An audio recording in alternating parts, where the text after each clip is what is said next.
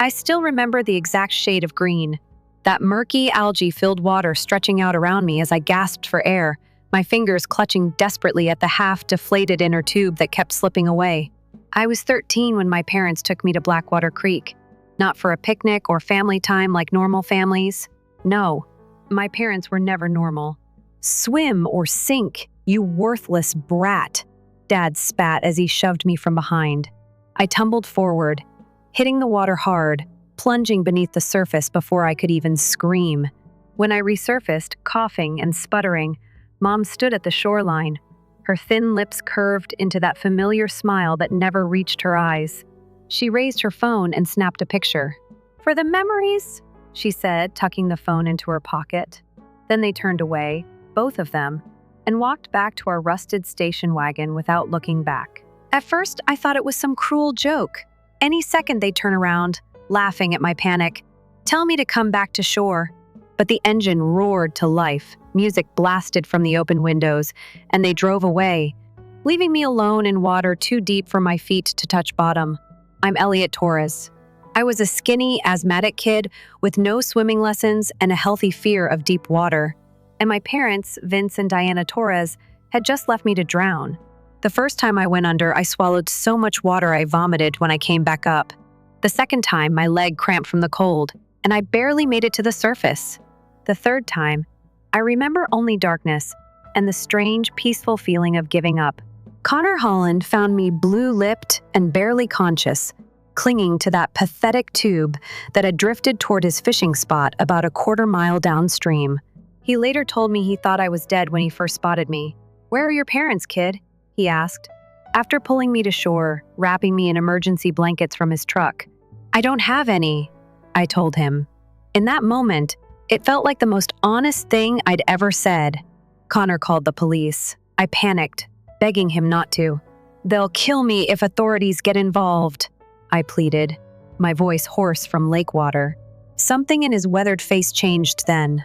Understanding dawned in his eyes. He told the officer who showed up that he'd found me swimming alone, that I'd gotten into trouble in the water. Then he made some calls, pulled some strings.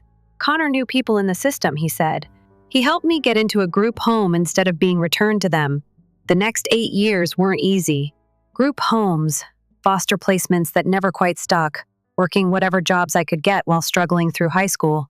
No safety net, no family holidays, no one to co-sign loans or teach me how to shave. When my classmates went home for breaks, I picked up extra shifts. I missed lectures because of work, studied during bus rides, and somehow graduated with decent grades anyway. By the time I turned 21, I'd saved enough to enroll in community college. I studied computer science, discovered I had a knack for cybersecurity. 4 years later, I landed an entry-level position at a tech firm. Now I'm 28 and I've built something resembling a life. I have my own cybersecurity consulting business, a comfortable apartment in Seattle, and enough savings to feel secure. I have a cat named Buffer who tolerates my irregular hours, and a small circle of friends who know nothing about my past. For 15 years, I've had no contact with Vince and Diana. Not a birthday card, not a phone call, not a single attempt to find the son they'd tried to drown. I'd convinced myself they were dead to me, and I was fine with that. Until this morning, when my phone vibrated with an incoming call from an unknown number as I stepped out of the shower. 12 missed calls, all from the same number. I blocked it, assuming it was a persistent spam caller. Then a text came through from a different number, Elliot. "It's your mother. Please pick up. We need to talk to you." I stared at those words for 5 solid minutes, my coffee going cold beside my laptop. 15 years of silence, and now this. The irony wasn't lost on me that I was sitting in my home office, the place I'd worked my ass off to create after starting with literally nothing, when they decided to reappear in my life. I should explain something important. When I tell people I haven't spoken to my parents since I was 13, they usually assume typical teenage drama, maybe some religious disagreement or arguments about curfews. What happened at Blackwater Creek wasn't a disagreement. It was attempted murder. I was a normal kid. Mouthy sometimes, sure. Going through that phase where everything my parents said annoyed me. But what teenager isn't like that? Dad was always quick to anger, working construction jobs when he could get them, drinking when he couldn't, Mom was more subtle with her cruelty, the type to smile while twisting the knife. That summer was particularly bad. Dad had been laid off again. Money was tight, and I'd made the catastrophic mistake of asking if I could go to coding camp like my friends. This sparked a week-long lecture about how ungrateful I was, how I didn't appreciate their sacrifices. Then came that Saturday. Mom woke me up, unusually cheerful. "We're going to the creek today." Family day! I remember being suspicious but also hopeful. Maybe they were trying. Maybe things would get better. The creek was about 30 minutes from our house. Not many people around that day. It was overcast, threatening rain. We parked at a secluded spot, and Dad pulled an old inner tube from the trunk. It was half deflated, barely holding air. I remember him tossing it at me while Mom grabbed the cooler, which I later realized was full of beer, not sandwiches. I was standing by the water's edge when it happened, Dad's hand between my shoulder blades, shoving me forward. I stumbled, fell into water deeper than I expected. By noon, my phone showed 27 missed calls. My hands were shaking so hard I dropped it twice. I did some basic searching online. Social media profiles with their names appeared, mostly private, except for profile pictures. They'd aged badly, like karma had come to collect its due. Dad looked 65, not 51. Mom's fake smile hadn't improved with time. I spent hours scrolling through what little I could see. Public photos of a house, probably still the same one. Dad posing next to a beaten-up truck. Mom had shared some family is everything meme 2 weeks ago that made me laugh so bitterly. I startled Buffer from his nap. By evening, the count was up to 30 missed calls. My hands still trembling. I did what I do best. I dug deeper. Being in cybersecurity has its perks. I know how to find information. Within an hour, I had a complete picture. Dad hadn't worked in years, disability, from what I could piece together. They were facing foreclosure on their house, medical bills piling up, the usual American nightmare. And now, suddenly, they remembered they had a son. The rage I felt wasn't hot and explosive. It was cold, clear, and calculating. For 15 years, I'd rehearsed what I'd say if I ever saw them again. I'd written mental scripts, practiced confrontations. But now that it was happening, those fantasies seemed childish.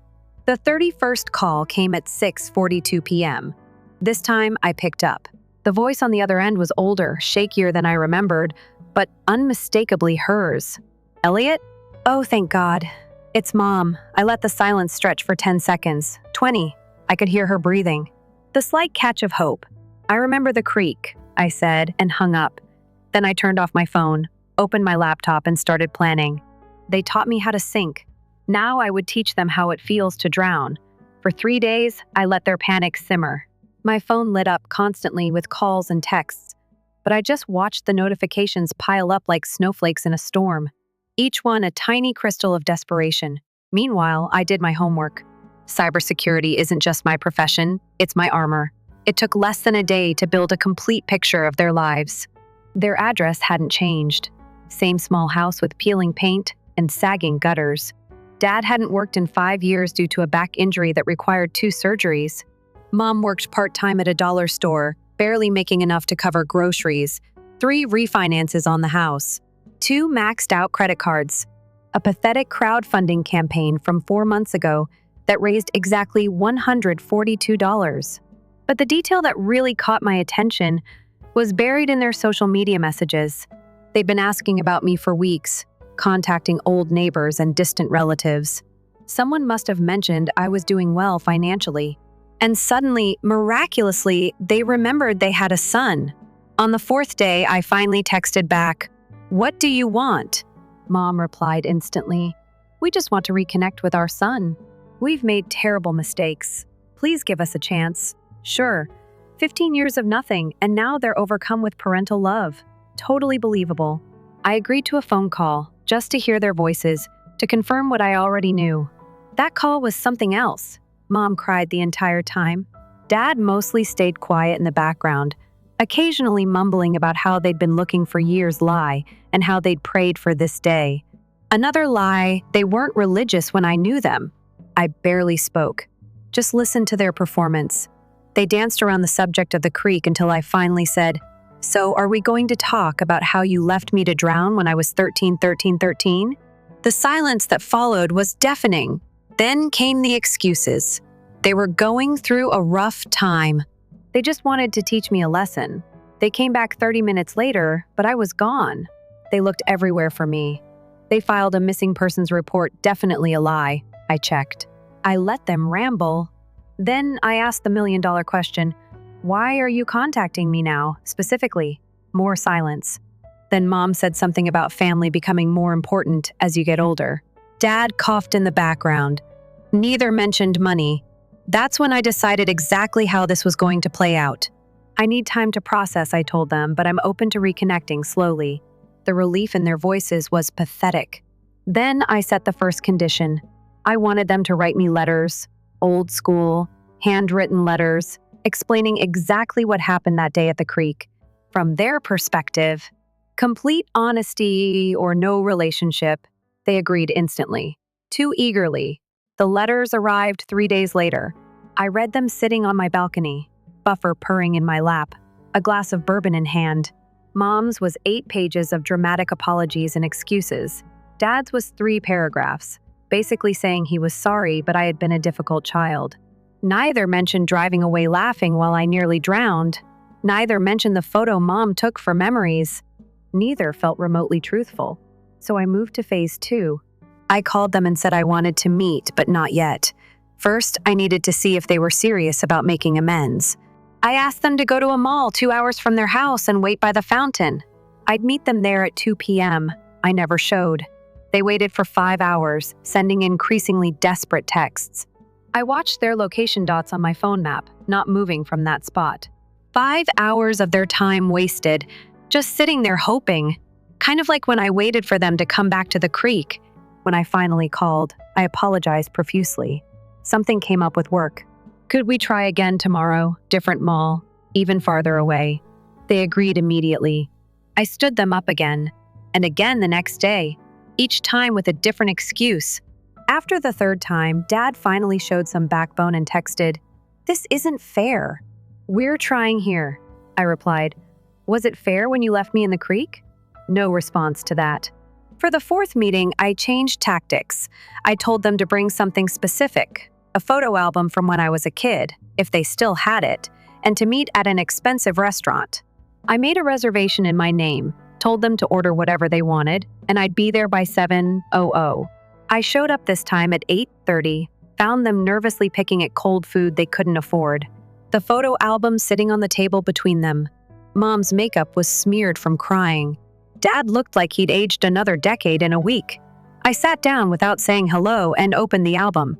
And there it was on the very last page, the photo from the creek. Me in the water, fear clearly visible on my face. In the corner of the image, you could see Mom's smiling reflection in the car's side mirror. I took that page out, folded it, and put it in my pocket.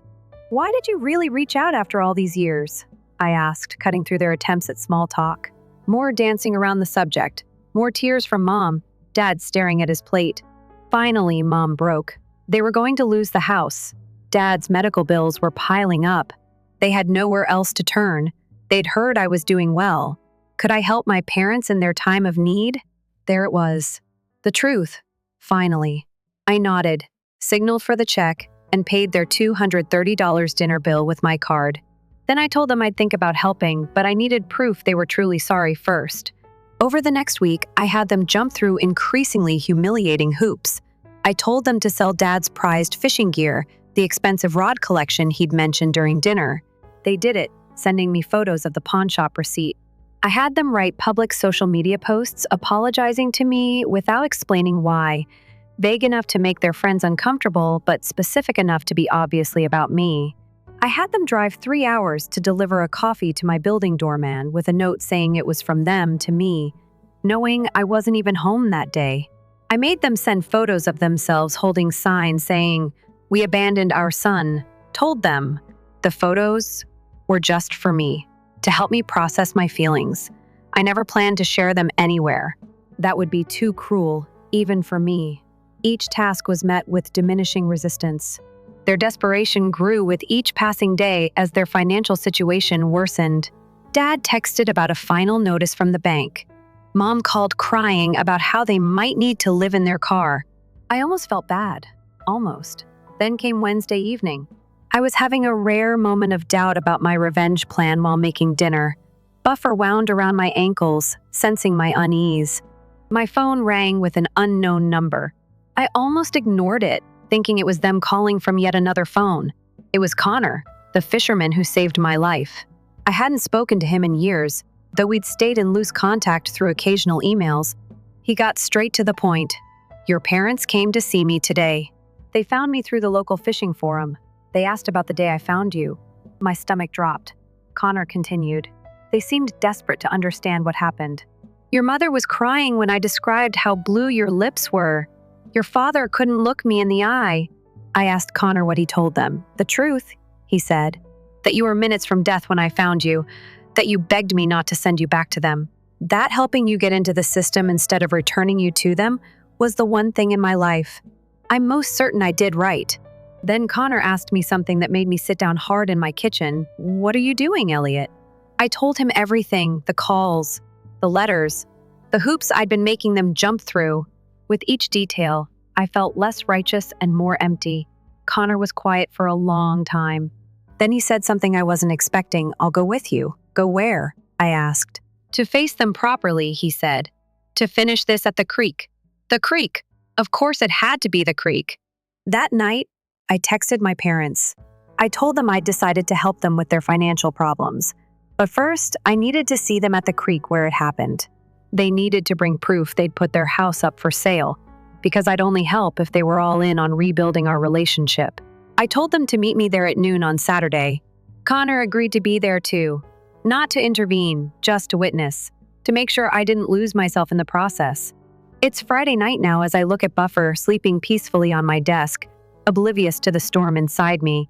Tomorrow is the creek. Tomorrow they'll realize this was never about money. It was never about helping them.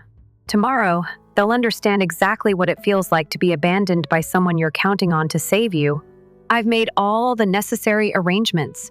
Their financial information is open on my laptop. The photo from the creek is sitting next to my keys. Part of me is wondering if I've gone too far. If this whole revenge plan says more about what I've become than what they did to me.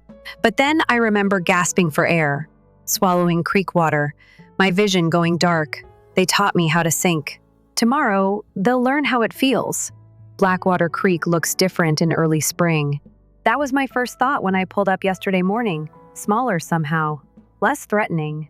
The water was calm, reflecting patches of cloud-dotted sky. For a moment, it was hard to match this peaceful scene with the place that's haunted my nightmares for 15 years. I arrived an hour early, parking my car where it couldn't be seen from the main lot. I needed time to center myself, to remember why I was there. The morning air was crisp with that special clarity that comes before a warm day. Birds called from the surrounding trees, oblivious to the human drama about to unfold on their shoreline. Connor texted that he was running 15 minutes late. His granddaughter had spilled orange juice all over him right as he was leaving. That mundane detail almost made me smile despite everything. Life goes on, even on days that feel monumental. At 11:45, they arrived. Same beaten-up truck Dad had in his profile picture. I watched through binoculars as they got out, looking around nervously. Mom was wearing what was clearly her good outfit, the kind of clothes you save for job interviews or court appearances. Dad walked with a visible limp, leaning on a cane I hadn't known he used. They looked small from where I was watching, older than their actual ages, diminished somehow. I texted Connor my exact location and waited until I saw his familiar figure approach them. Part of the plan, he would meet them first, pretending to just be a random fisherman until I arrived. I wanted to see how they'd react to him, this stranger who knew the truth about what they'd done. Through my binoculars, I watched the recognition dawn on their faces when Connor introduced himself. Mom's hand flew to her mouth. Dad took a physical step backward. Even from a distance, their shock was obvious. I gave it 10 more minutes before I walked over. Those 10 minutes stretched into eternity. My heartbeat sounded like waves in my ears, rhythmic, insistent. I touched the folded photo in my pocket like a talisman. By the time I approached them, Mom was openly crying, and Dad was staring at the ground, his knuckles white around his cane. None of us spoke at first. The only sound was water lapping against the shore and Mom's stifled sobs. Connor stood slightly apart, solid and calm as always. Finally, I broke the silence. "You brought the house paperwork?" Mom fumbled in her purse, hands shaking so badly she dropped her keys. She pulled out a folder with a real estate listing agreement. They'd actually done it. They'd put their house up for sale because I told them to. The power I felt in that moment was uncomfortable. This was what I wanted, wasn't it? Them desperate, willing to do anything? Then why did it feel so hollow? I took the folder without opening it. Then I pointed to the exact spot where they'd left me all those years ago. "Do you remember what happened right there?" Dad spoke for the first time, his voice cracking. "We made a mistake. We were stupid and cruel, and we made a terrible mistake." I laughed, but there was no humor in it. A mistake is forgetting someone's birthday. A mistake is taking a wrong turn. What you did wasn't a mistake. It was a choice. Mom tried to approach me, arms outstretched. I stepped back. "Don't touch me." I didn't come here for a tearful reunion. I had this whole speech planned. This moment where I'd lay out exactly what they'd done and how it affected me. How I couldn't submerge my head underwater in the shower for years. How I flinched whenever anyone raised their voice. How I struggled to trust anyone. How I'd built my entire life around never needing anyone's help, because the people who were supposed to protect me had thrown me away. But standing there, looking at these broken down people, the speech felt unnecessary. They knew what they'd done. The question was why they'd done it. So I asked them not rhetorically, not as an accusation. I genuinely wanted to understand how parents could do that to their child. The story that emerged was ugly and sad and maddeningly human. Dad had lost his job that week. They'd received an eviction notice that morning. They were both drinking heavily, fighting constantly. Mom had found drug paraphernalia in Dad's truck. Dad had discovered Mom was planning to leave him. I was the convenient target for all their rage and fear and self-hatred. The mouthy teenager who wouldn't stop complaining about how unfair everything was. Dad, in a moment of what he called temporary insanity, suggested teaching me a lesson. Mom, drunk and bitter, agreed. They never meant to leave me there for more than a few minutes, but then they started fighting in the car, pulled over at a bar down the road, kept drinking, lost track of time. When they finally remembered and went back, I was gone. They did look for me half-heartedly, shamefully, but were too afraid of legal consequences to go to the police. By the time they sobered up enough to realize the full horror of what they'd done, I had disappeared into the system. Every word they spoke made me feel simultaneously validated and cheated. This wasn't the calculated cruelty I'd imagined all these years. It was something almost worse, careless disregard from people too absorbed in their own problems to recognize they were destroying a life. Connor, who had been silently observing, finally spoke. He described finding me that day, how close I'd been to drowning, how I'd begged him not to send me back to them. The fear in my eyes. Mom collapsed onto the gravel, sobbing uncontrollably. Dad looked like he might vomit, Connor continued, his voice steady. He told them how he'd checked up on me over the years, how proud he was of what I'd become despite what they'd done, how he'd worried about me reconnecting with them. Then he asked the question I hadn't, "Are you different people now than you were then?" The silence that followed was heavy with 15 years of choices and consequences. Dad finally spoke. "I got sober 9 years ago. Haven't touched a drop since." "Too late for you to see that, but it's the truth." Mom wiped her eyes. "We've been in therapy for the past 5 years. Separately and together. We know we don't deserve forgiveness." I looked at the folder in my hands, the house they were willing to sell for a chance to be in my life again, and I realized something important. My revenge plan had never really been about making them suffer. It had been about making them acknowledge what they'd done, about forcing them to face it without excuses or minimizing. And they were doing that now, standing in the very place where they'd abandoned me. I handed the folder back to Mom. "You don't need to sell your house." The relief on their faces was painful to watch. "But let me be clear," I continued. "I'm not forgiving you. I don't know if I ever can. What I am doing is stopping this cycle of hurt. I took out my phone and pulled up a document I'd prepared. It was a simple agreement I would help them avoid foreclosure with a one-time payment directly to their bank. In exchange, they would continue therapy and respect my boundaries about contact. No tearful family reunions, no pretending the past didn't happen. Just a clean, clear arrangement that would let all of us move forward. They signed it without hesitation. As we were preparing to leave, Mom asked if she could say one more thing. I nodded. She told me she'd kept my room exactly as it was the day I left. For 15 years, she'd dusted it weekly, changed the sheets monthly, as if I might come back any day. It was her penance, she said, her reminder. That detail hit me harder than anything else. The image of her maintaining a shrine to her biggest failure for 15 years while I'd been busy building a life and trying to forget they existed. We didn't hug. We didn't make plans to meet again. I simply told them my lawyer would contact them about the payment arrangements, and I walked away with Connor beside me. Back at my car, Connor asked if I was okay. I wasn't sure how to answer that. Was I okay? No, but I was something. Lighter, maybe. Like I'd set down a weight I'd been carrying so long I'd forgotten. It wasn't actually part of me. I asked Connor why he'd stayed in touch all these years. What made him take such an interest in a random kid he'd pulled from a creek? His answer was simple. Sometimes life puts you exactly where you need to be. That day, he was supposed to fish at his usual spot, but felt drawn to try somewhere new. He listened to that feeling and ended up saving my life. We stood there in comfortable silence for a minute. Then he asked if I wanted to grab lunch.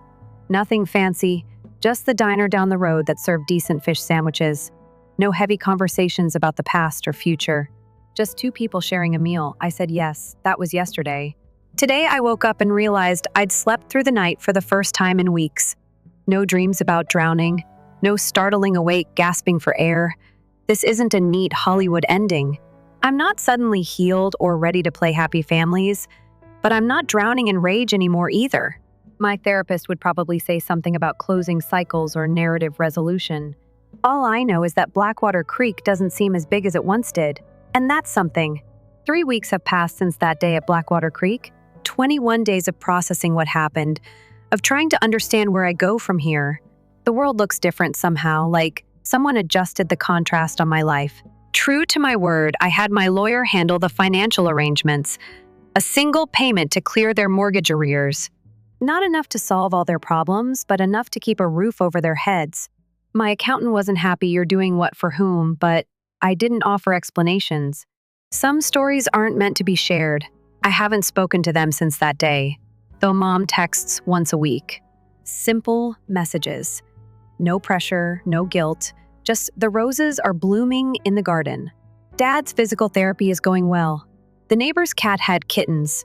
Little slices of ordinary life, requiring no response. I read them, but I don't reply. Not yet. Connor and I have been meeting for coffee every Sunday. He doesn't push me to talk about them, and I appreciate that.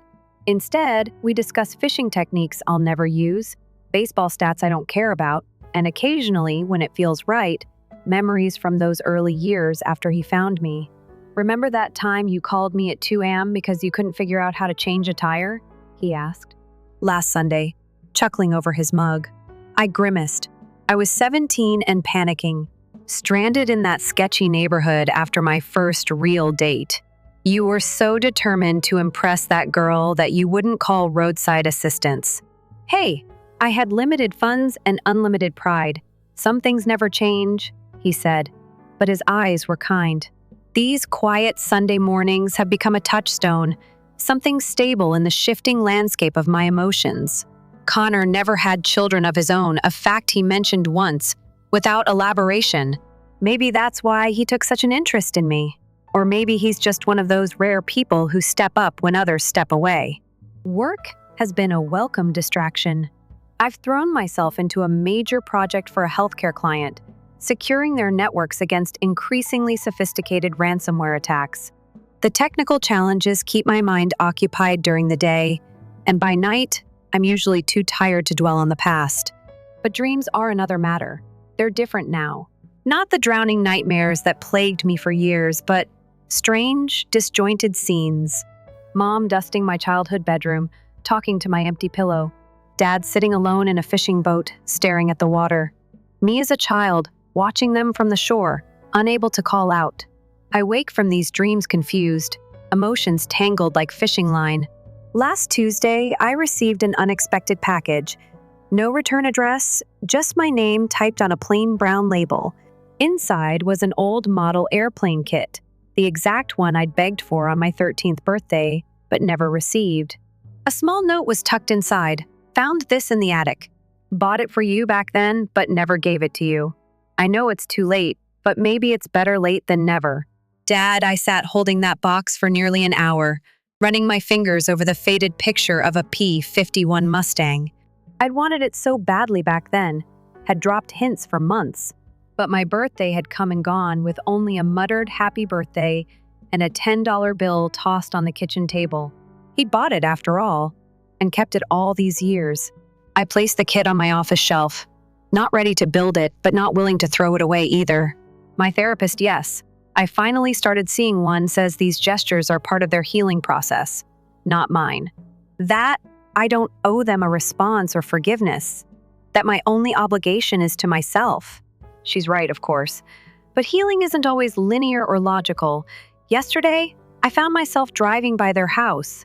I hadn't planned to, was actually on my way to a client meeting across town, but some unconscious navigator in my brain took over, and suddenly I was cruising slowly past the faded blue bungalow, where I spent my first 13 years. The front yard was neater than I remembered. New curtains in the windows, Dad's truck in the driveway looking recently washed, a hanging basket of purple flowers swaying gently from the porch ceiling. I didn't stop, didn't get out. Just drove past at a crawl, then circled the block and headed back to the freeway, heart pounding as if I'd narrowly escaped something dangerous. As I merged into traffic, my phone buzzed with a text. Connor, found an old photo you might want. Stop by whenever you're ready. That evening, I picked up Thai food and drove to his modest house on the outskirts of town. His yellow lab, Scout, greeted me with enthusiastic tail wagging while Connor set out plates on the porch table. How was your day? He asked, like it was a normal question, like we were normal people having a normal dinner. I drove by their house, I admitted, surprising myself. Connor nodded, unsurprised. And how did that make you feel? I laughed. You sound like my therapist. Well, she's charging you a lot more for that question than I am.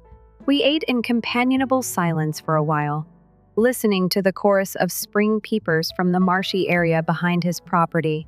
When we'd finished, Connor disappeared inside, returning with a small photo album. Found this when I was cleaning out the garage, he said, sliding it across the table. Thought you might like to have it. The album contained photos I'd never seen before. Me at 15, skinny and solemn-faced, standing in front of a group home. 16, at what must have been a high school track meet, looking sweaty and determined. 17, receiving some kind of academic award, trying not to smile but failing. 18, in my graduation gown, Connor's arm around my shoulders, both of us beaming. You kept all these? I asked, throat tight. Course I did. Had to document how you turned out, didn't I? I flipped through the pages slowly. My college graduation, the day I got my first apartment, the launch party for my consulting business. All these milestones I thought I'd celebrated alone. I didn't even see you take half of these, I said. Connor shrugged. Wasn't doing it for attention. Just wanted to make sure someone was witnessing your life. Something broke open inside me then, not painfully, but like a door finally unlocking.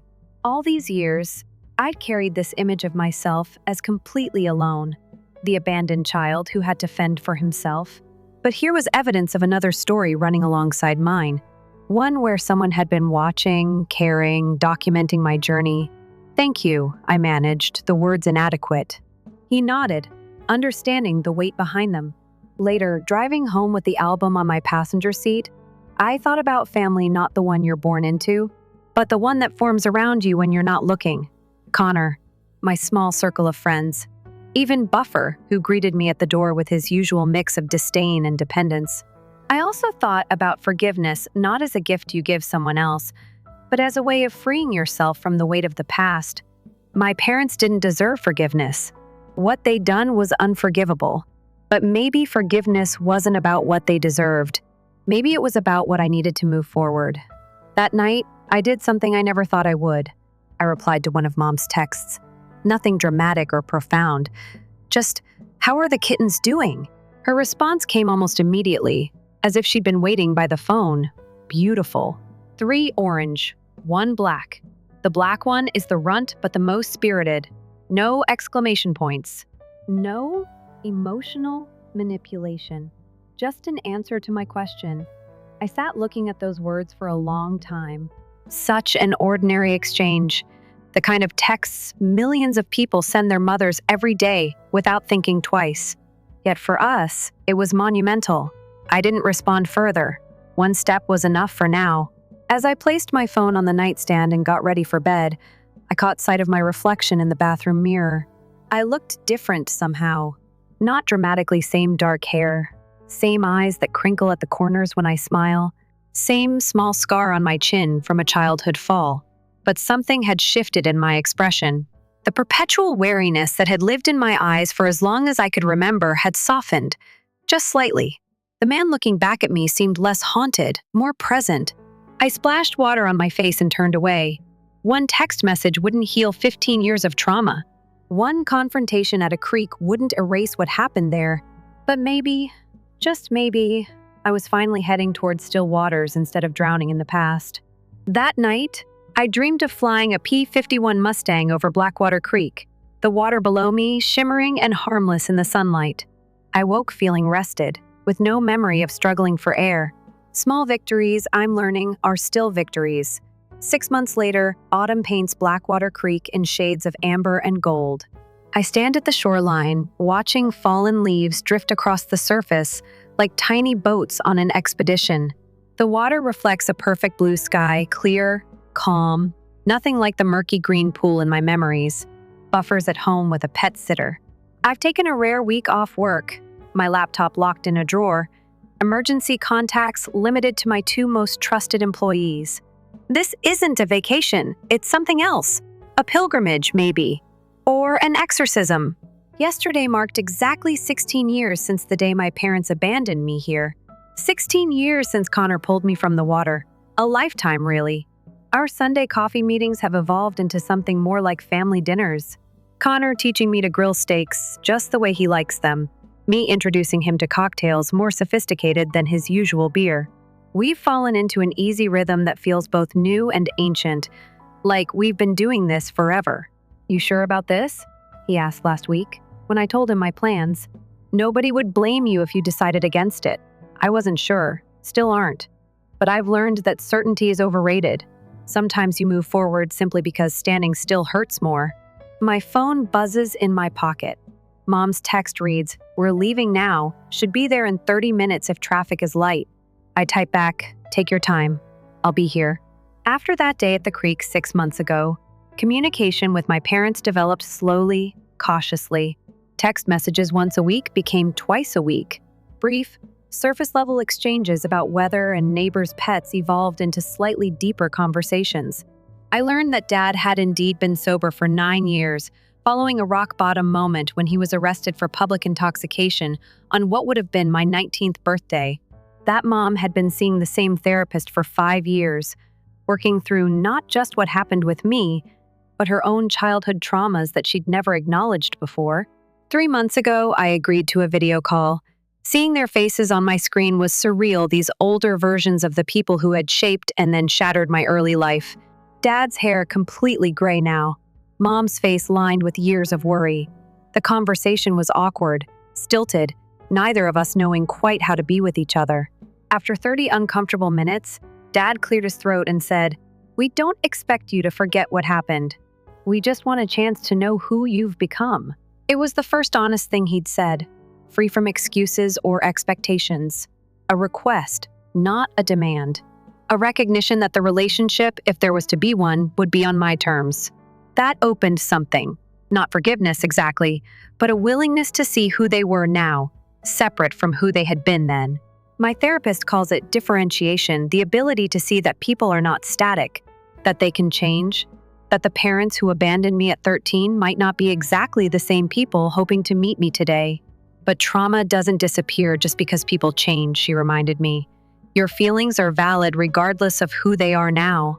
I've held tight to that permission as I've navigated these waters, sometimes clear, sometimes murky, always deeper than they appear. Last month, I agreed to meet them in person for the first time. A public place, a cafe downtown, busy enough to feel safe, quiet enough to talk. Connor waited nearby, ready to intervene if things went sideways. They arrived 10 minutes early, nervously overdressed. Mom had brought a small, wrapped package that sat untouched on the table throughout our stilted 90-minute conversation. As they were leaving, she pushed it toward me. Just something I thought you might want to have. No pressure. Later that night, I carefully unwrapped it. Inside was my old sketchbook from when I was 12, filled with drawings of spaceships and superheroes. I'd forgotten how much I loved to draw back then. How the worlds I created on paper were so much safer than the one I lived in. And tucked in the back, a new set of professional drawing pencils. A bridge between past and present. I haven't used them yet, but I brought the sketchbook with me today. It sits in my car along with a small duffel bag containing an overnight change of clothes, toiletries, and the still unassembled model airplane kit. This meeting was my idea. When I suggested it last week, Dad's voice cracked with emotion on the phone. Are you sure, Elliot? That place. It holds such terrible memories. That's why it needs to be there, I said, surprising myself with my certainty. Because Blackwater Creek isn't just the site of my abandonment. It's also where Connor found me. Where my life split into before and after. Where, in some ways, I was both lost and found. I hear the crunch of tires on gravel behind me. The familiar rumble of Dad's truck. They're here. I don't turn around immediately. Just take a deep breath of autumn air, feeling the sunlight warm on my face, so different from that overcast day 16 years ago. When I do turn, they're standing awkwardly by their truck, giving me space, waiting for a cue. Dad leans less heavily on his cane now the physical therapy has been helping. Mom's hair is different, cut shorter, with more gray showing than in her social media photos. They look smaller than I remember from our cafe meeting, more vulnerable somehow. I raise my hand in greeting, a simple gesture that seems to release some of the tension from their posture. They walk toward me slowly, careful not to crowd my space. Thank you for suggesting this, Mom says when they reach me. It couldn't have been easy. It wasn't, I acknowledge, but I thought it was important. For all of us. Dad nods, looking out over the water. We've never been back here. Not since that day. Never? This surprises me somehow. Couldn't face it, he admits. The worst thing we ever did happened right here. We stand in silence for a moment. The gentle lapping of water against the shore, the only sound. Then I pull the folded photograph from my pocket, the one I took from their album 6 months ago. The one Mom took of me in the water, fear plain on my face. I have questions, I tell them. About that day. Things I need to understand if we're going to have any kind of relationship moving forward. They exchange a glance, then Mom says, "We'll tell you everything. No more excuses." And they do. For the next 2 hours, we walk slowly along the shore as they fill in the blanks of my fractured memories. How their marriage had been disintegrating for years before that day. How they'd both been self-medicating with alcohol and, in Dad's case, pills. How they'd projected all their failures onto me, their son who still had potential, who still had a future they felt they'd lost. None of it excuses what we did, Dad says, voice rough with emotion. Nothing could excuse that, but I need you to know it was never about you, Elliot. You weren't the problem. We were. As the late afternoon sun casts long shadows across the creek, I lead them to the spot where Connor found me. There's nothing special to mark it, no memorial, no sign. Just an ordinary stretch of shore that changed the course of multiple lives. This is where it ended, I tell them. And where it began. Dad's eyes fill with tears. Mom reaches for his hand, steadying him. I take the photograph, hold it up so we can all see it clearly in the autumn light, then deliberately tear it into pieces and let them fall into the water. We watch as the current carries them away, these fragments of a terrible moment dissolving into nothing. I don't forgive you, I say quietly. Not yet. Maybe not ever in the way you might hope for. But I'm willing to know you now, as you are today, to build something new that isn't defined by what happened here. Mom's breathing catches, but she doesn't cry, just nods, accepting the terms. We'd like that, Dad says simply, however much or little you're comfortable with. As the sun begins to set, casting the creek in a golden glow so beautiful it almost hurts, I make a suggestion that surprises even me. I reserved 2 rooms at the lodge up the road. I thought, maybe we could have dinner, talk some more. There's a lot of life we've missed in each other's stories. The hope that blooms on their faces is cautious, but real. That evening, over simple food in a quiet corner of the lodge's restaurant, we begin the careful work of getting to know each other as adults. They tell me about their jobs, their struggles, their small triumphs. I share stories about my business, about Buffer's antics, about Connor's place in my life. By unspoken agreement, we stay in the present, not dwelling on the years lost. There's time for that later, perhaps. For now, this fragile bridge we're building can only hold so much weight. After dinner, standing in the parking lot between our rooms, there's an awkward moment when none of us quite knows how to say goodnight. Not family enough for hugs, not strangers enough for handshakes. I brought the model airplane, I find myself saying. Thought maybe we could put it together. If you want. Dad's smile is tentative but genuine. I'd like that. As we gather around the small table in my room, carefully unpacking tiny plastic parts, I don't know what tomorrow will bring. Don't know if this tenuous connection we're forming will strengthen or break under the inevitable strain of our history.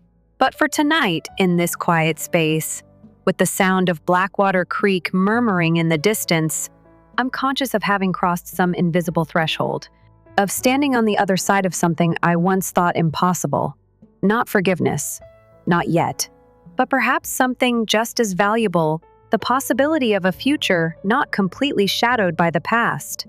And for now, as Dad shows me how to attach the tiny propeller with hands that shake slightly from emotion rather than age, that possibility feels enough like hope to keep me moving forward, one careful piece at a time. Story 2, whilst on my way to a spa weekend with my wife and her pals, from the back seat, I heard her say, "To be honest, he resembles a rescue dog. You give him food. He wags his tail so effortlessly." Their laughing was the only sound in the automobile. She didn't even express gratitude when we arrived. "Remember to wash the sheets before I return," I yelled, slamming the door. "They smell just like you. Yesterday, I traveled home in quiet for 5 hours." She arrived at my home in tears, pleading with me to speak. I'm still absorbing everything that occurred this past weekend, and I'm not sure where to begin. As I write this, my hands are trembling. I've been married to Skylar for 8 years. We're both in our mid-30s, and while I didn't think everything was ideal, I did think it was typical. Last Friday got off to a typical start. It was 5:30 a.m. when I woke up, made coffee. While Skylar slept in, I browsed my phone. For a few years now, we have been following our own morning rituals. Separate alarms are what keep the peace at 8 o'clock, according to her, who claims that my early bird habit disrupts her sleep. Music blaring from her Bluetooth speaker, I hear her moving about upstairs. After months of preparation, she is packing for an upscale spa weekend with her buddies. Everything is fine. She is deserving of a vacation. Everyone does. I bought her a fancy overnight bag last Christmas, which cost more than my monthly vehicle payment, and she brings it downstairs. In passing, she says that her friend's husband failed to provide transportation for them. Then the question is asked, "Do you mind if I take them?" After sending them off, I would have the entire weekend to myself, and it's just a 5-hour journey each way. I pause. I had to meet Hugo for our fishing excursion on Saturday, and that's a lot of traveling in one day. However, Skylar has a habit of tilting her head and giving me this look, and I caved in as usual. Later on, this becomes significant. With Skylar riding shotgun and her 3 friends, Laura, Haley, and Ruth, crowded in the back with their luggage and snack cooler, I'm behind the wheel by 10 in the morning. During the first hour, everyone was talking about everyday topics while lovely music played. While they chatted about individuals I don't know, I generally kept silent and concentrated on the road. They had consumed 2 bottles of pre-mixed margaritas by the 3rd hour. You can obtain such pouches whenever it's convenient for you. They were noisy and began to forget I was there, but not enough to get intoxicated. It happened at that moment. They were discussing relationships and marriages. Laura was whining about having to bug her boyfriend about everything and how he never listens. My wife, Skylar, then adds, "To be honest, he's like a rescue dog. You give him food. His tail wags. So simple to manage. For almost 3 seconds, the automobile was totally quiet. Then everyone started laughing. Each and every one. I could actually feel my hold on the driving wheel getting tighter. I remained silent even though my knuckles were white. Just drove on as if I hadn't heard. They must have recognized I could hear them because they immediately changed the topic, even though I'm very certain my face was blazing red. But for the next 2 hours, the harm was already done. I kept repeating those sentences to myself. Controlling a rescue dog is really simple. 8 asterisks for 8 years. Years spent cooking together. And she sees me that way. A pitiful creature. She's been trained. I continued to drive, using a single word to respond to their inquiries. Mostly numb, yet responsive when needed. All the glass and stones certainly cost more per night than my monthly mortgage when we eventually made it to this upscale mountain resort. Skylar and her companions arranged their luggage in a pile. They were already taking stuff when I came out to assist. Skylar was leaving without even glancing at me. The blankets smell like me, so I merely hollered back over her shoulder to remind her to wash them before she returned. Then she chuckled. They all did. I was standing by my vehicle. I felt like I had been hit in the belly for 8 years as people walked by me at the resort entrance. And she was unable to express gratitude for the 10 hours of travel I just promised. She would smell just like you. That was it. I had the longest 5 hours of my life during the way back.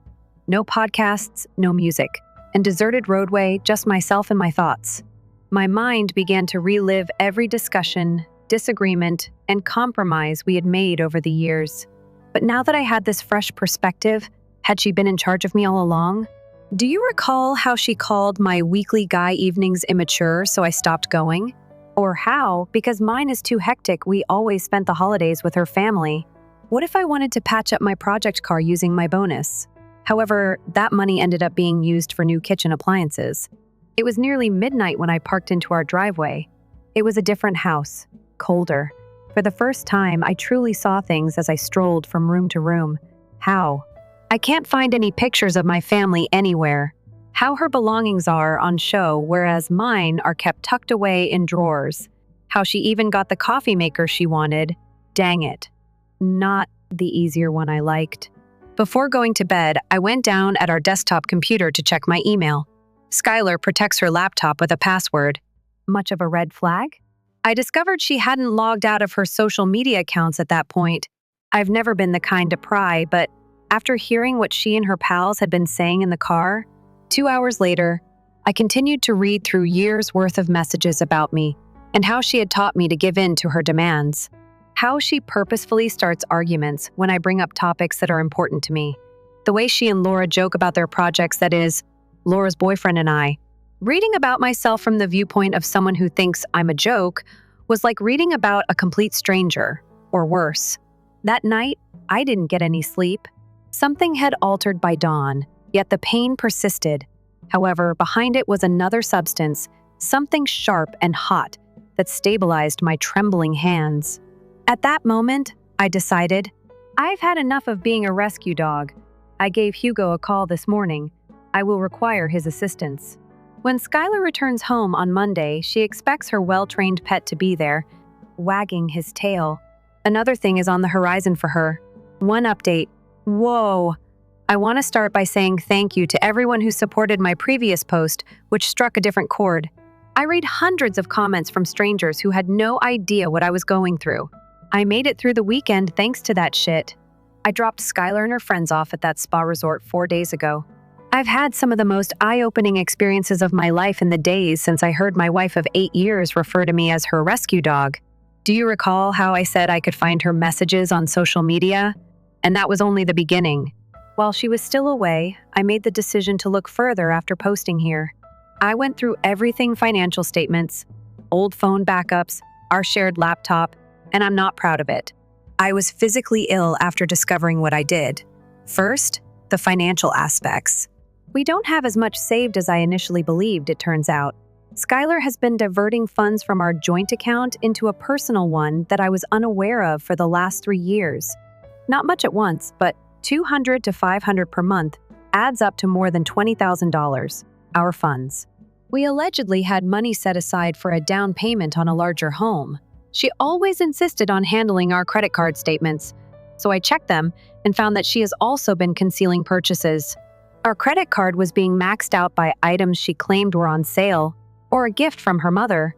The worst thing? She claims that everything was paid in full, yet she has been making only the bare minimum of payments. Then I discovered something that infuriated me. A text exchange from last Christmas with Laura. Skylar unwrapped our present immediately after I gave him that pricey overnight bag. Another overpriced bag to add to the collection. Laura, I'm laughing. At least he's consistent. Better than Frank, who got me a blender. Skylar, I trained him years ago. Act very enthused over one designer thing, and he believes that's all he ever needs to buy me. Men are so straightforward, Laura. You're the master. Teach me your methods. There were hundreds of these chats. Years of them ridiculing me for working late to purchase the things she desired. Laughing at how she handles me by withholding affection until I give up to anything she wants. Screenshots of our private disagreements shared to her pals with laugh weeping emojis Saturday morning. I texted Hugo. He came over with coffee and sat with me while I showed him everything. Hugo's known as both for years, so at first he felt I was overreacting. After that, I played a video that Skylar had sent Laura 2 months prior. While I was repairing our leaking bathroom sink, Skylar was filming me, making faces behind my back and imitating my moves. Throughout the call, you could hear Laura giggling. It was all in Hugo's face. I realized then that I wasn't insane. We worked on a plan for the remainder of Saturday. Stop the bank first. I moved half of the remaining funds from our joint account to a new account I formed in my name alone. I preserved everything I could while leaving enough for any outstanding payments. Just protection, not retaliation. We then reviewed our monthly spending. I've been paying for subscriptions, it turns out. I never use meal packages that merely provide linens, and her monthly self-care products, which cost more than my vehicle payment, eliminated all of my expenses save for the necessities of the house. I was on a roll by Sunday morning, so I phoned a locksmith and had all the locks replaced, packed her own belongings and clothes. With caution, I transferred them to a storage unit since I'm not a monster, paid for 30 days in advance, and texted her sister the information, the only person in her family who I still hold in high regard. Telling folks that I detest drama, but that I needed allies was the difficult part. I emailed our closest friends a brief note that included screenshots of her harshest texts against me, but my family chose not to make it public.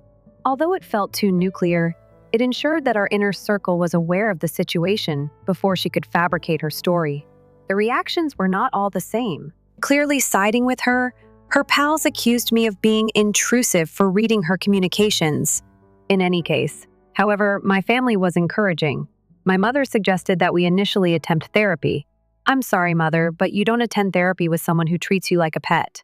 Skylar's brother's response was the most unexpected. He told me over the phone on Sunday night that he had been having uneasy feelings for years.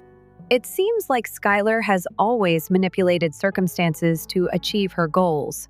He said he was sorry he hadn't spoken out sooner. Her texts came in first all day Sunday, informal. Hello, sweetie. I'm having a great time, yet I miss you. Then perplexed. Why don't you answer? Is everything all right? By the evening of Sunday? Demanding. Now answer your phone. This isn't amusing. On Monday morning, I did not reply to any of them. I started reclaiming our house yesterday after taking the day off, arranged the furnishings how I desired, destroyed the live, laugh, love nonsense. She was determined to hang everywhere. A new mattress was ordered. She frequently complained of back pain from my mattress. In order to keep it intact, I slept on my side for years. Modify your Wi-Fi password. She was unlinked from all of my accounts and kicked out of my phone plan because to the streaming passwords. I even looked through old family photographs and came across several that truly brought me joy. Not only the staged, flawless photo she gave her approval for our walls, it was similar to emerging from a coma. Why didn't I see this earlier? I received a notice from my doorbell camera around 4 o'clock yesterday afternoon. Standing on the porch with her overnight bag, she appeared perplexed by the new doorknob. I saw via the app as she pounded on the door after trying her key. I didn't respond. In 20 minutes, she made 14 calls and left voicemails that changed from bewildered to irate to pleading with tears. The last one just stated she would give me some space till I calmed down and that she was heading to Laura's. I met with a lawyer this morning to begin the divorce proceedings. There will be a lot of mess. We have 8 years of intertwined lives, the house, and a few investments. However, if I have to start over from scratch at age 34, I don't care anymore, so whatever.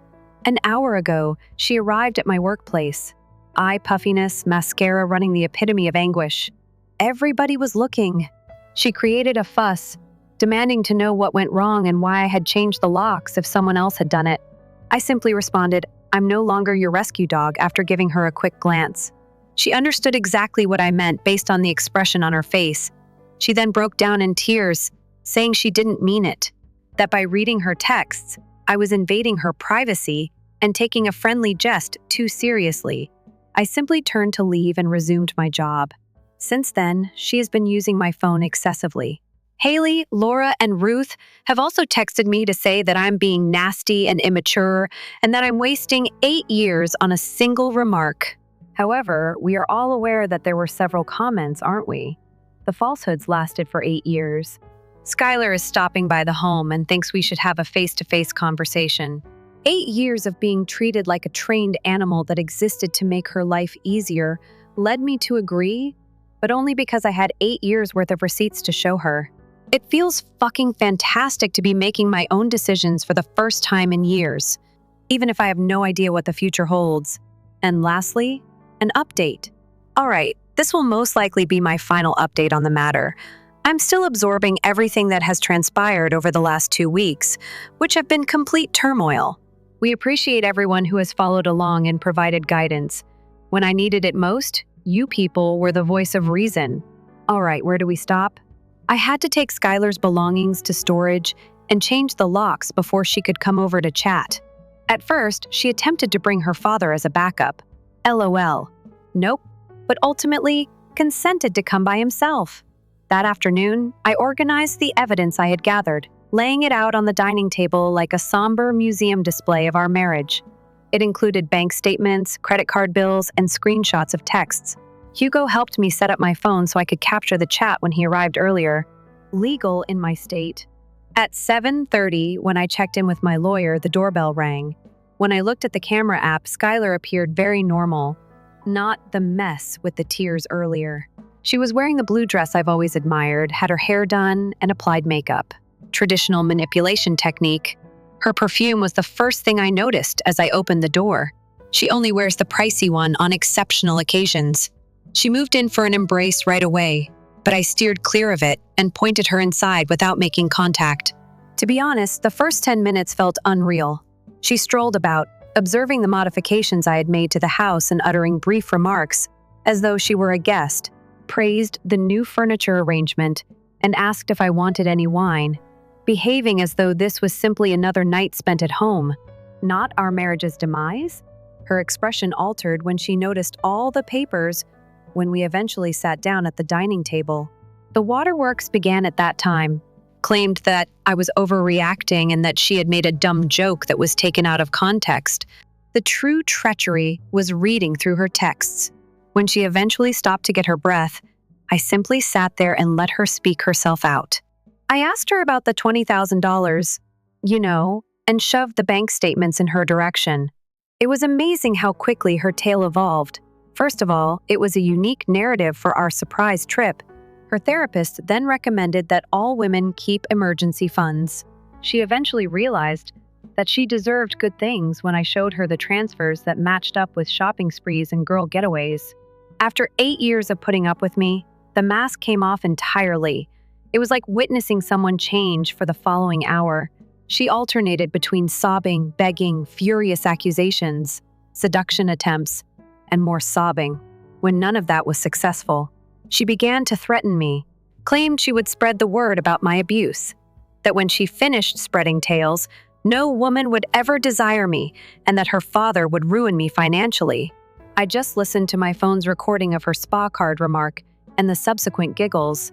She became crimson, then white. Then she took my glass of water and tossed it against the wall. The doorbell rang once more at that point. Laura was alone herself and was really anxious. This was not anticipated. As it turned out, Laura had been gathering the nerve to approach me for about an hour while waiting in her car down the street. In a fit of rage, Skylar accused Laura of betraying her right away. The storyline surprise that I never anticipated was what followed. Laura boasted about cheating on me with her employer and presented pictures of the exchanges, including Skylar's texts from the spa weekend that she had not been able to locate. After she got the promotion he'd promised her, she planned to upgrade. And there were pictures. Certainly not cordial contacts at work. I simply took a seat on the couch and chuckled. In fact, I laughed. I lived for 8 years with a person who viewed me as a stepping stone. Laura inquired why she would do this to someone who had treated her so well after glancing at Skylar and then at me. Said that she had been feeling bad about seeing Skylar tease and manipulate me for months. Said the last straw had been the remark about the vehicle journey. Skylar went totally crazy. Referred to Laura by every possible name. Said that this was her way of repaying her for their 15 years of friendship. Perhaps we shouldn't have been friends for so long, Laura murmured gently. Skylar attempted one more strategy after Laura departed, saying she needed financial assistance until she could support herself. Then, if I just allowed her to access our accounts once more, we could draft a separation agreement without the need for attorneys, and she would sign whatever I wanted. I showed her to the door after giving her my lawyer's business card. She asked whether 8 years meant nothing to me as she stood on the porch, weeping this time.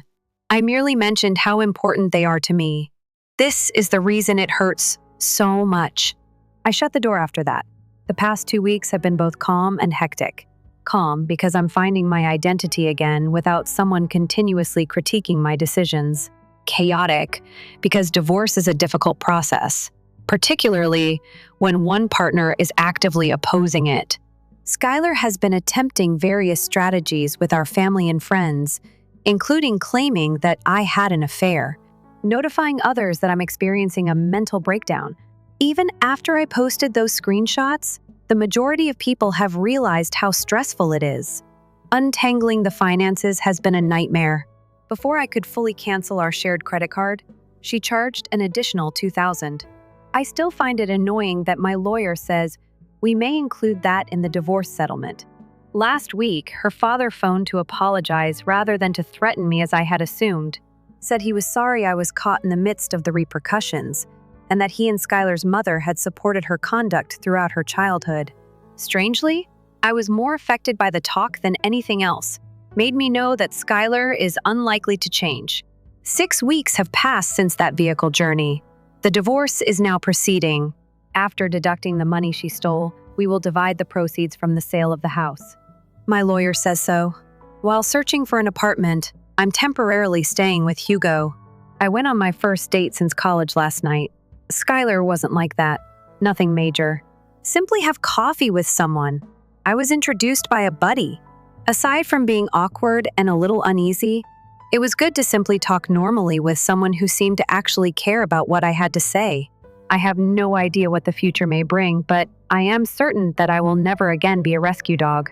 The people that stayed are the ones who matter. Even if I've begun establishing boundaries with everyone in my life and lost a few acquaintances who were reportedly just friends with the pair. For anyone wondering if they're overreacting in a similar circumstance, have faith in your instincts. If something doesn't feel right, it most likely does. Being someone's pet project or emotional target is not something you deserve. According to what I've heard, Skylar is living with her parents and telling everyone that I'm the bad guy in this tale. Laura said that once the divorce turmoil began, her boss ended their relationship. It seems that he is also married. Karma is a jerk, I suppose. There are still times when I long for the life I believed we had. It's a long time to just erase 8 years. However, I then recalled the true relationship that lies behind all of my illusions. And I am certain that I made the proper decision. Reddit, thank you for listening. During all of this, you have been my therapist. Unless anything significant occurs, I may not post again, but I know that your support got me back on track when I needed it most. Story 3, as I was preparing food, despite my shoulder injury, McDonald's and my wife barged in, sneered as he looked at my prepared dinner. God, your food seems just as pitiful as you do. Then we turned to our beloved 6-year-old. Make a vow to your mother that you will never fail like your father did. Some men are losers by birth. I put up the wonderful anniversary dinner I had prepared in a discreet manner. I remained silent today while seeing them consume their burgers. 13 of her missed calls blew up my phone. I need to get this off my chest before my brain goes entirely blank because something shattered inside of me yesterday. I've been married to Eden for 12 years. Poppy, our 6-year-old daughter, is the joy of my existence. I've been working so hard to support my family for the last 10 years. Nothing spectacular, just hard work that keeps us comfortable in our small suburban 3-bedroom home and pays the bills. A mortgage payment was never missed. The lengthy hours were seldom a source of complaint. I tore my rotator cuff at work 3 weeks ago.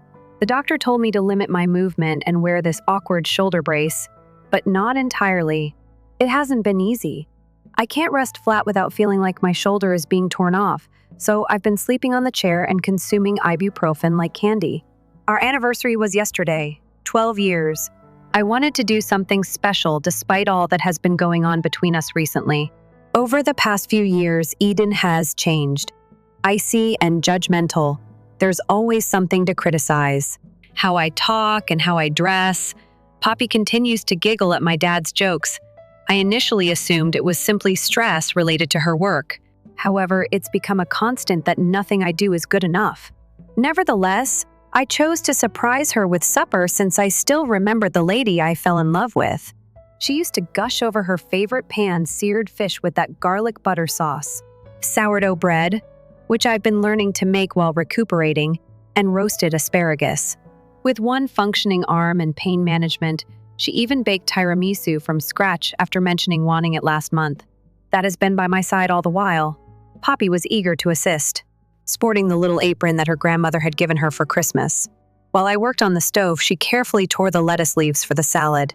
Everything was nearly prepared. The elegant plates were placed on the table. Candles are never used by us. Lit. A little gift box that has been wrapped.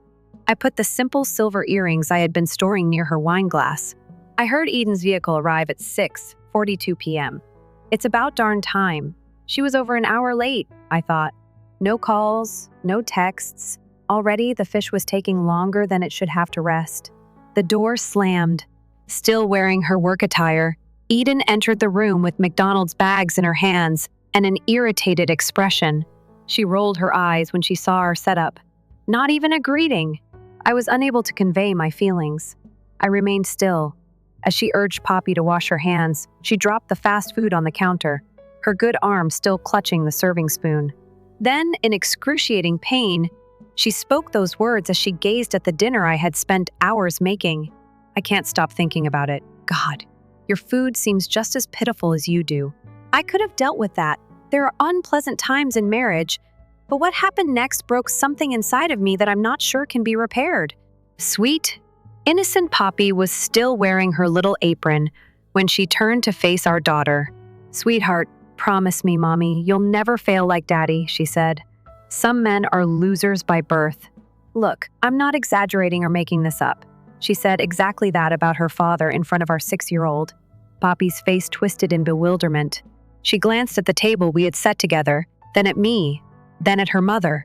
I could see her small mind attempting to make sense of what was going on. I didn't shout, did not cry, didn't slam doors. My father used to say, "Son, your behavior at your lowest point reveals your true character." While they were eating their burger, I discreetly packed everything away. Eden browsed through her mobile device. Quietly, Poppy picked at her Happy Meal toy. The candles went out. After they were done, I blew out the candles, picked up their trash, and went to the garage to spend an hour sitting in my truck and simply letting the anger and heartache out. Eden was watching a reality show when I returned. She didn't raise her head. Poppy needed a bath and a story before bed, so I took her upstairs. My young daughter gave me a very strong hug before dozing off, as if she sensed a serious problem.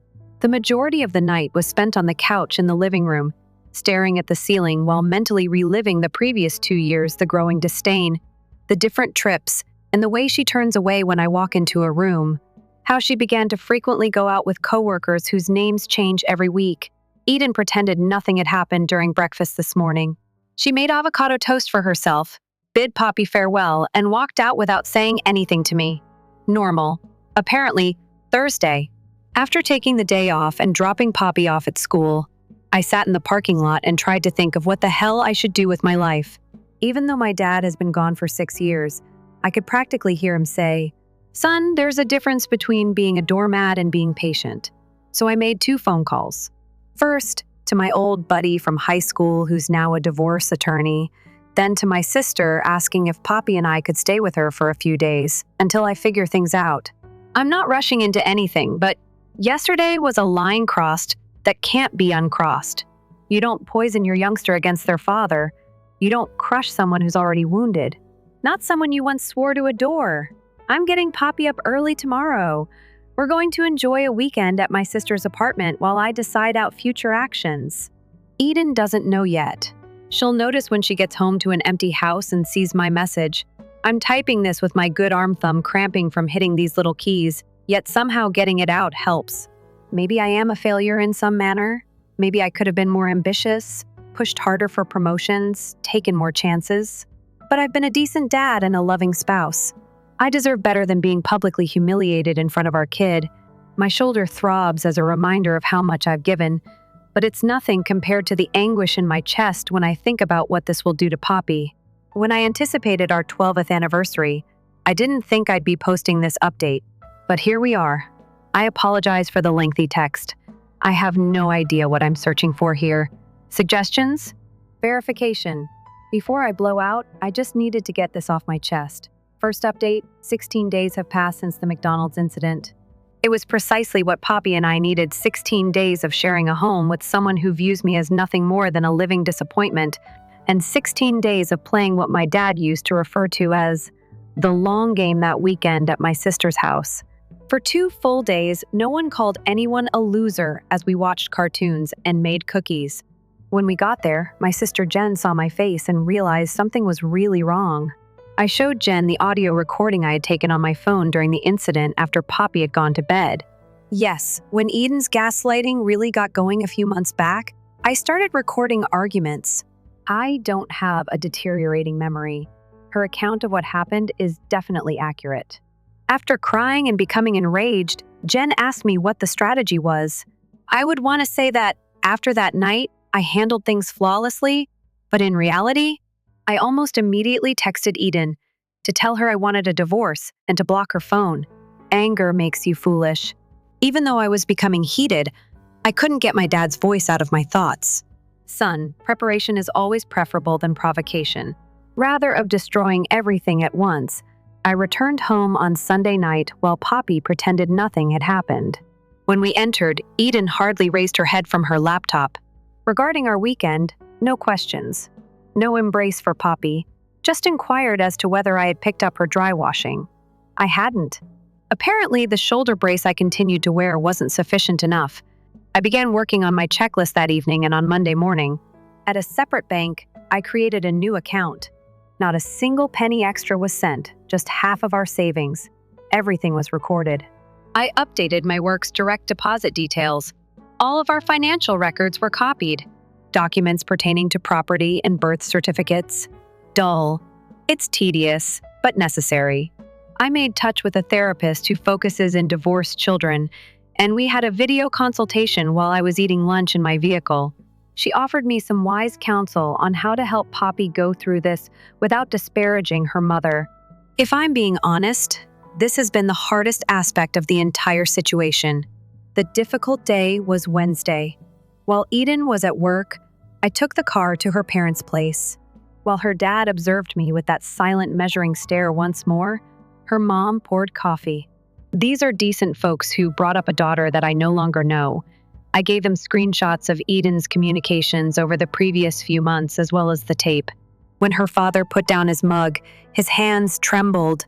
They inquired about the possibility of making things better.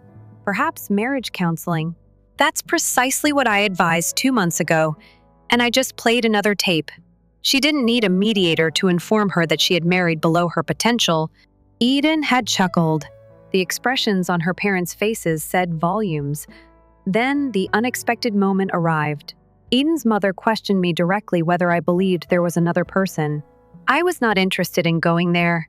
The question reveals something, but I didn't want to come out as the resentful spouse making up reasons. After years of keeping her phone open, she abruptly changed the password last month when Eden was taking a shower. After all those late hours spent working the enigmatic weekend conferences, I looked at her phone. Yes, I get how it sounds, but she had been publicly using my fingerprint to verify for years, and marriage has different privacy restrictions than other types of partnerships. What I discovered was nearly worse than overt evidence of an affair. She exchanged hundreds of SMS with Jake, her boss. Not only work-related items, inside jokes, complaints directed at me, emojis of hearts. She told me she was working late and had plans for dinners. Messages saying that I simply don't get her the way he does. The playbook for an emotional affair was underlined and dog-eared. After taking screenshots and sending them to myself, I returned her phone to its original location. I needed every advantage I could get at the moment because knowledge is power. The following stage was more difficult. I had to continue living my life as usual while I documented everything. On Saturday mornings, I began teaching Poppy how to prepare basic meals: eggs and pancakes. 6-year-olds can manage simple tasks under supervision. During our third cooking class, Eden entered and simply gazed as if she was having trouble comprehending that her kid was being taught by the spouse she had cast off. Now she's becoming suspicious. My increased composure is making her uneasy since I no longer recoil in response to her criticism. How I started taking Poppy out for ice cream twice a week after school without first getting Eden's okay. Every morning, I perform shoulder exercises that are strengthening my shoulders both practically and figuratively. I brought Poppy to the Children's Museum last weekend. We received texts from 2 towns over Eden wondering where we were. 6 hours later, I responded, having just left for supper. She responded with 17 consecutive texts that ranged from irritated to menacing. The following day, I showed them to my lawyer. He just added them to the file and nodded. I've been discreetly getting back in touch with friends we share. Eden had gradually cut me off. Nothing noteworthy. A coffee there, a note here. I want to restore my support system, not exact retribution. It's surprising how many individuals are aware of Eden's transformation, but are unsure of how to bring it up. Eden, meantime, is becoming louder and more overtly antagonistic, as if she were trying to get me to do something foolish. During dinner last night, she unintentionally knocked over my water glass over my phone, but I handled it coolly and didn't react. Her eyes flashed something. Fear? Perhaps the knowledge that her typical strategies aren't effective. My lawyer and I had a pre-work meeting this morning. The divorce petition documents were completed. At the moment, they are in an envelope in my truck. The day is tomorrow. Although I didn't intend for it to coincide with my pay period, it did. My shoulders are recovering more quickly than I anticipated. This morning, Poppy inquired whether we may soon have another sleepover at Aunt Jen's place. Every component is in place. Poppy was just picked up from school by me. We're spending the weekend at my sister's house. I kept my phone in my jacket pocket on mute and didn't tell Eden. I discovered 13 missed calls from Eden in the last hour when I finally checked it at a petrol stop. Give her a panic attack. Give her freedom to roam. 2 years. I feel insignificant in my own house because of her. Had our kid watched day in and day out while her father was demolished. A 6-year-old was informed that her father is a natural loser. Eden would ultimately learn how mistaken she was about it on Monday morning. Update. This morning, an odd event occurred. I discovered I couldn't recall the last time my shoulder ached while I was in the kitchen of our new apartment, preparing pancakes as Poppy watched Saturday morning cartoons. It would take a while to fully recuperate, according to the physical therapist. However, in the midst of all the confusion, the agony just became inconspicuous. I suppose that is similar to my marriage. I left those documents on the kitchen table 53 days ago, what my dad would have termed 53 days. Getting what you put in. And to be honest, I'm still trying to figure out what happened when we left off. Without informing Eden, I had spent the weekend at my sister's with Poppy. 13 calls were lost. And it was only the start. By Sunday evening, I had a full voicemail and a text inbox that looked like someone had a keyboard seizure. Caps lock anger predominates, followed by perplexity. Then comes the traditional manipulative cycle of guilt trips and threats, unexpected expressions of affection. Do it again. None of it got a response from me. On Monday morning, I dropped Poppy off at school as usual. Poppy appeared calmer lately, according to her teacher, who drew me aside. I clarified that there were some changes in our family.